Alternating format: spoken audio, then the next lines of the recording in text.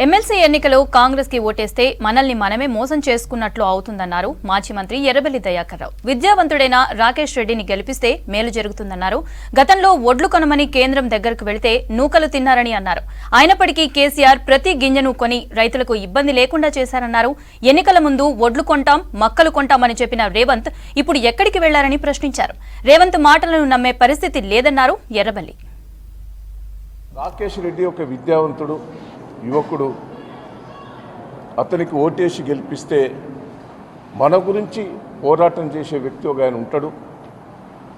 దయచేసి వరంగల్ జిల్లా కానీ, నల్గొండ జిల్లా కానీ, ఖమ్మం జిల్లా కానీ చైతన్యవంత యువకులు ఉన్నారు. అసుంటి వ్యక్తులను, చీటర్స్ను చిత్తుగా ఓడగొట్టాలనేది కూడా నేను రిక్వెస్ట్ చేస్తున్నాను. సన్న ఓట్లు మన తెలంగాణలో వేయరు, దొడ్డొడ్లు వేస్తారు, దొడ్డొడ్లు కొనాలి అని ఆ రోజు డిమాండ్ చేసిన రేవంత్ రెడ్డి గారు ఈరోజు ఏం మాట్లాడుతున్నారో ఒక్కసారి విశ్లేషణ చేసుకోమంటున్నా నేను ప్రజలందరినీ కూడా.